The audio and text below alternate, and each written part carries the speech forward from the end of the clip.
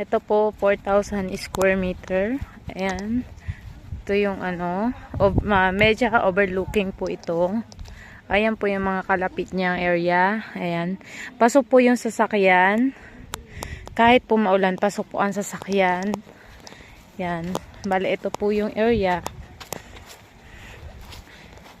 Pakita ko po sa inyo. Then, ito po yung lake. Meron po ditong lake sa baba.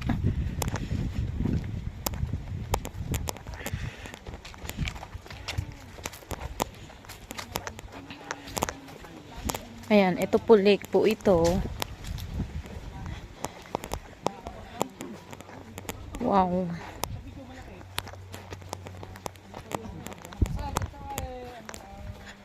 Ayan po. Ayan.